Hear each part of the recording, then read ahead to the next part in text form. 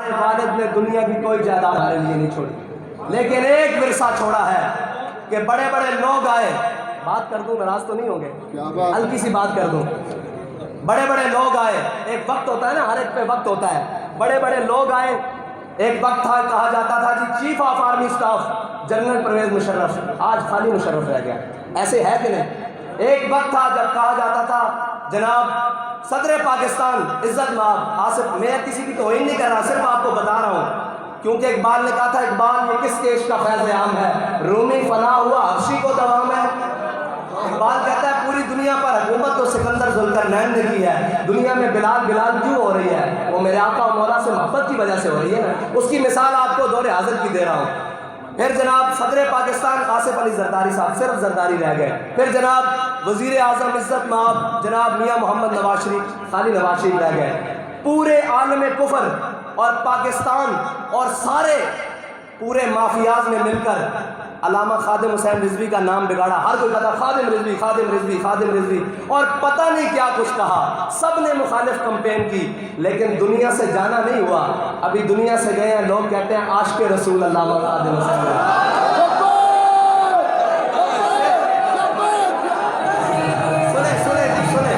سنیں آپ سے ایک منٹ سنیں، یہ صرف میرے آقا و مولا سے محبت کی بات ہے، اور انسان کا پتہ ہی تب چلتا ہے جب وہ ایمان سلامت لے کے دنیا سے چلا جاتا ہے۔ میں عشق رسول کی اتنی سی بات کر دوں، جب ہم رات کو تھک کے 4 بجے دروازے بند کرتے ہیں نا کہ اللہ کا واسطہ ہے باہر نکلو اب، تو پھر دروازہ کھٹتا ہے 4:30 بجے، کہتے ہیں جی 1 منٹ کے لیے ہمیں تھوڑے سے پھول ڈالنے دیں۔ یہ صرف عشق رسول کی بات ہے، یہ ان سے وفا کی بات ہے۔ وہ ہمارے ایک دوست ہیں، انہوں نے شاعر نے کہا تھا کہ تیرے لہجے نے بتایا حق مصطفیٰ کیا ہے، انہوں نے ویل چیئر پر بیٹھ کے بتایا کہ رسول اللہ کا حق یہ ہے، کائنات کی ہر چیز برداشت کر سکتے ہیں، اپنے آقا و مولا صلی اللہ علیہ وسلم کی ذات گرامی پہ کوئی حرف نہیں برداشت کر سکتے، وہ زبان بھی کھینچ لیں گے، وہ ہاتھ بھی توڑ دیں گے، وہ گردن سر سے اتار دیں گے جو میرے آقا و مولا صلی اللہ علیہ وسلم دے، اور ہمیں کوئی لاکھ بار گالیاں دے، جو مرضی کرے، ہمیں اس بات کا دکھ ہے ہی نہیں۔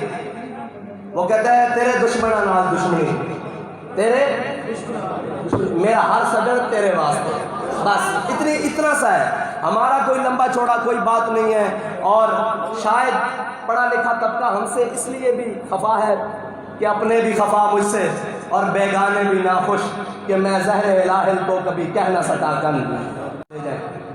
یہ فیصلہ قائد اعظم محمد علی جناح کے پاس لے جائیں، جو بانی پاکستان ہے، ان کے پاس فیصلہ لے چلتے ہیں۔ آپ کو جو اعتراض ہے ہم اقبال سے پوچھ کے بتا دیتے ہیں، اور اگر اقبال کہہ دے کہ یہ مولوی ٹھیک کہتے ہیں، یہ دیوانے ٹھیک کہتے ہیں، یہ عاشق ٹھیک کہتے ہیں، تو پھر تو آپ ماننے کے لیے تیار ہیں نا؟ جس کے تصور سے پاکستان بنا ہے اس کی بات تو ماننے کے لیے تیار ہے کہ نہیں تیار؟ اقبال کہتے ہیں ہاں ہم پہلے ہی مان چکے ہیں۔ وہ مسئلہ یہ ہے کہ وہ بابا جی نے جس عشق سے بتایا نا وہ ماننے کو مجبور کیا ہے، اصل میں اور کوئی بات نہیں تھی، اس ہر بات کے پیچھے عشق اور عمل کا زور تھا۔ میں آپ کو سچی بات یہ بتاتا ہوں کہ میرے والد نے کبھی بھی کسی بھی خطرناک ترین موڑ پر، خطرناک ایک وقت آیا کہ میں نے کہا جی اب گولیاں چل رہی ہیں اب کچھ کریں، تو کہنے لگے ساری زندگی کہتے رہے حضور کے نام پر جان دینی ہے، اب وقت آیا تو مولوی خادم بھاگ جائے، ایسے نہیں ہو سکتا، اب یہاں کھڑے ہو کر حضور کے نام پر جان دینی ہے۔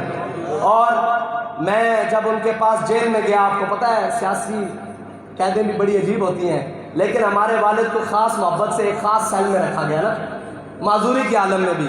میں گیا جیل میں نے کہا جی ہون راضی ہو، ہون مزہ آیا، آرگ نہ پنگا لین دا، کہنے لگے زندہ میں بھی نہ گئی شورش اپنے جنوں کی، زندہ میں بھی نہ گئی شورش اپنے جنوں کی، اب سنگ مداوا ہے ساشفتہ سری کا۔ کہنے لگے ساتھ جی ہم نے ایک بات کی ہوئی ہے کہ جو نشہ ہم حضور کی محبت کا جو پیالہ پی چکے ہیں نا، اس کا نشہ قیامت کو بھی نہیں اترنا۔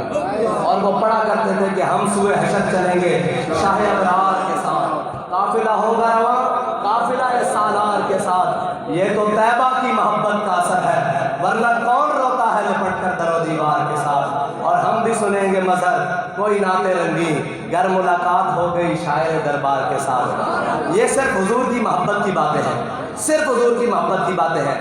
آخری بات، کفر نے خود شوشہ چھوڑا، کہ جناب اسلام تلوار سے پھیلا ہے، سارے مسلمان دبک گئے۔ آپ کو پتہ ہے کہ آج بھی امریکہ کا صدر اپنے ساتھ ایٹم بم کا بکسہ لے کر پھرتا ہے جو اس کا کنٹرول ہے۔ وہ کس لیے؟ امن کے لیے لے کے پھرتا ہے۔ وہ صرف اس لیے لے کے پھرتا ہے کہ اگر ریاست امریکہ کے خلاف کسی نے ٹیڑھی آنکھ کی نا، ہم اس کو بھون کے رکھ دیں گے۔ اور ہم 1400 سال بعد حضور کی تلوار کی بات کریں تو مسلمان یہاں کانپتے ہیں۔ ایک بات سے پوچھ لیتے ہیں، کہتا ہے کافر کی موت سے بھی لرزتا ہو جس کا دل، کہتا ہے کون اسے مسلمان کی موت مر۔ اقبال کہتا ہے قبضے میں یہ تلوار بھی آ جائے تو مومن یا خالد جانباز ہے یا حیدر کرار۔ اقبال کہتا ہے مسئلہ یہ ہے کہ میرے آقا و مولا نے قوت کے 3 اصول بتائے ہیں، آج تک کسی نے نہیں بتائے، آج تک علماء بیان ہی نہیں کرتے، دین کے اصل رخ کو بیان ہی نہیں کرتے۔ کیا صرف دین یہ ہے کہ تسبیحیں لے کے حجروں میں بیٹھ جاؤ؟ نہیں، یہ دین نہیں ہے۔ اگر یہ دین ہوتا تو میرے آقا و مولا اپنے صحابہ کو یہی تبلیغ کرتے۔ صحابہ نے تو جا کے کیسر و کسرا کے دروازے کھٹکھٹائے، کیسے کھٹکھٹائے؟ اقبال کہتا ہے گنج ہائے ہر دو عالم را کرید، کہتا ہے اقبال کہتا ہے دونوں جہانوں کی چابیاں، دونوں جہانوں کی کامیابیوں کی چابیاں میں تجھے دیتا ہوں، تیرے ایوبیوں نگاہ بایزید۔ اقبال کہتا ہے تیرے پاس صلاح الدین ایوبی والی تلوار ہونی چاہیے اور حضرت بایزید بستامی والی نگاہ ہونی چاہیے، یہ ساری کائنات کو تو لپیٹ کے رکھ دے گا۔ ٹھیک ہے، اقبال سے پوچھتے ہیں، اقبال کہتا ہے میں تجھ کو بتاتا ہوں تقدیر امم کیا ہے، میں تجھ کو بتاتا ہوں تقدیر امم کیا ہے، شمشیر و سنا اول۔ شمشیر کس کو کہتے ہیں؟ تلوار کو کہتے ہیں نا۔ کہتا ہے شمشیر و سنا اول طاؤس و رباب آخر۔ ہمارے ہاں کیا ہوا؟ امت جوتی کیوں کھا رہی ہے؟ جس کا دل کرتا ہے ملت اسلامیہ کو لپیٹ کے رکھ دیتا ہے، جس کا دل کرتا ہے کبھی IMF کے بوجھ تلے، کبھی FATF کے بوجھ تلے، جناب کبھی عالمی سامراج، کبھی رشیا کے پیچھے پناہ لیتے ہیں، کبھی چائنا کے پیچھے، کبھی کس کے پیچھے۔ کیا پاکستان اس نہج تک نہیں پہنچا کہ یہ دنیا کی قیادت کر سکے؟ اقبال کہتا ہے اس کا طریقہ کار کیا ہے؟ کہتا ہے میں تجھ کو بتاتا ہوں تقدیر امم کیا ہے، شمشیر و سنا اول طاؤس و رباب آخر۔ ہمارے ہاں کیا ہو گیا؟ طاؤس و رباب اول، طاؤس و رباب آخر۔ ہم سارا کچھ دین بھلا کر گھر میں بیٹھ گئے۔ ہمیں کافر نے کہا جی اسلام تلوار سے پیدا ہے، ہم گھر بیٹھ کے کریں، نہیں جی تلوار سے نہیں پیدا۔ ایک شخصیت جس نے آگے آ کر کہا کہ یہ کفر کی چال ہے، وہ آپ کو اپنے نبی کی اسوہ حسنہ سے دور کرنا چاہتا ہے۔ پھر کفر نے خود یہ جناب شوشہ چھوڑا کہ جی اسلام تلوار سے نہیں اخلاق سے پھیلا ہے۔ مسلمانوں نے فوراً اپنا لیا کہ اخلاق سے پھیلا ہے، اخلاق سے پھیلا ہے۔ ایک شخص آگے آیا، اس نے کہا تم میرے آقا مولا کی تلوار کا انکار کرتے ہو، کیسے انکار کر سکتے ہو تم؟ قرآن بھرائی کے لیے چادر بچھائی، یہ بھی میرے آقا مولا کا اخلاق۔ جب بلال میرے آقا مولا نے تلوار نہیں اٹھائی تو حضرت بلال کو کعبے میں انہوں نے مار مار کے دھونے نکال دیے، کعبے میں لٹا کے پتھر سینے پر رکھ کے دھونے نکال دیے۔ اور جس دن میرے آقا مولا نے تلوار اٹھائی اور بدر والے دن جب امیہ نے دیکھا نا گھوڑ بردہ، بدر والے دن جب فرشتے بھی آ گئے، میرے آقا مولا 313 غلاموں کے ساتھ آ گئے، تو امیہ نے گھوڑ بنتے دیکھا جو حضرت بلال کو مارتا تھا۔ تو جب امیہ بھاگا نا تو حضرت بلال کی نظر پڑ گئی، فرمایا جا امیہ ہلاک بلال، فرمایا جی آج امیہ بچے نا تو بلال نہیں بچ رہا۔ مسئلہ یہ ہے کہ اسلام کے مزاج کو سمجھنا ضروری ہے۔ ہم دیکھتے ہیں یورپ کی اینکوں سے اسلام کو، اسلام وہ نہیں ہے۔ صرف علامہ خادم حسین رضوی کا اس امت کے لیے ایک کردار ہے کہ انہوں نے اسلام کو اسلام کے مزاج کے مطابق بیان کیا ہے۔ ورنہ استاد صاحب مجھے اکثر کہا کرتے تھے یار میں نے اتنا زور نہ لانا پہلا، میں بڑا زور لا رہا ہوں، قوم نہیں سمجھ رہی۔ میں کہا جی کیوں؟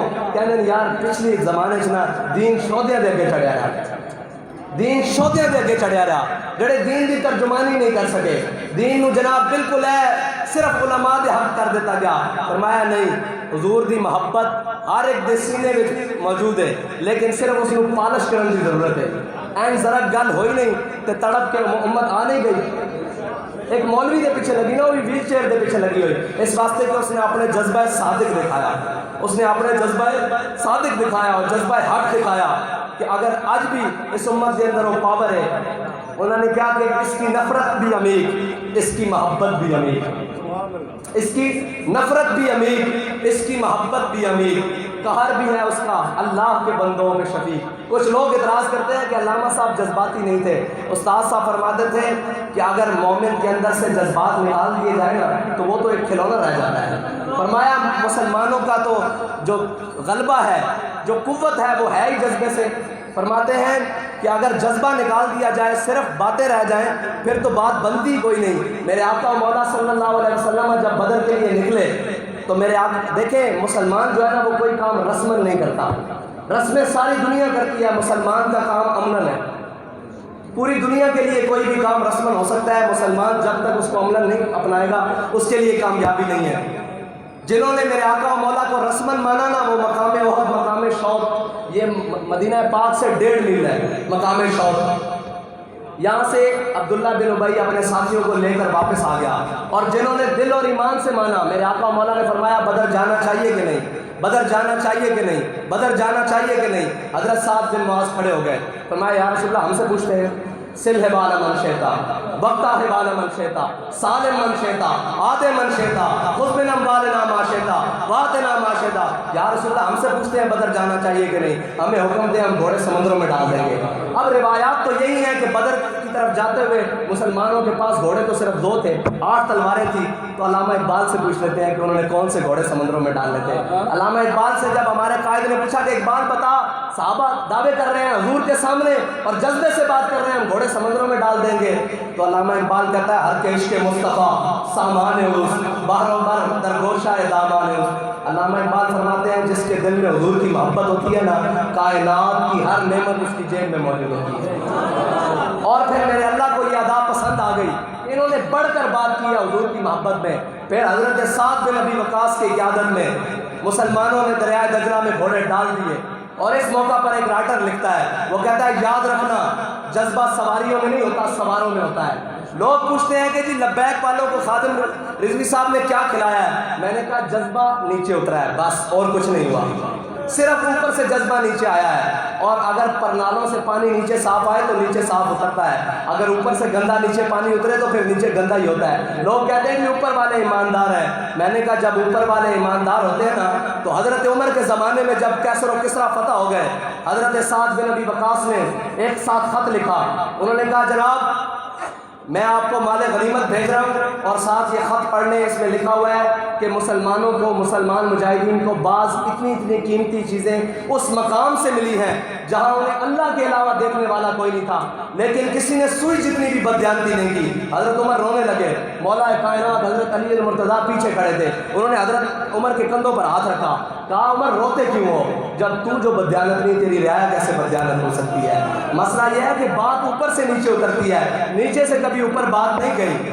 بس اتنی سی بات ہے کہ اگر ہم چاہتے ہیں کہ ہمارے ملک کے اندر اور امت مسلمہ کی دوبارہ نشاط ثانیہ ہو اور امت مسلمہ دوبارہ اپنا عروج پائے، اپنی عزت اور وقار کو بحال کرے، تو پھر ایک ہی بات ہے کہ میرے ہاتھ میں تھا جب تک میرے مصطفیٰ کا دامن، میرے ہاتھ میں تھا جب تک میرے مصطفیٰ کا دامن، میرے پاؤں چومتی تھی یہی گردش زمانہ. میں نے کافی سارا وقت آپ کی سماعت فراشی کی، اس کے لیے معذرت چاہتا ہوں. میں جانتا ہوں آپ تمام پڑھے لکھے لوگ ہیں، مجھ سے زیادہ جانتے ہیں. میرا حق تھا کہ میں آپ کو اپنا موقف پیش کر سکوں.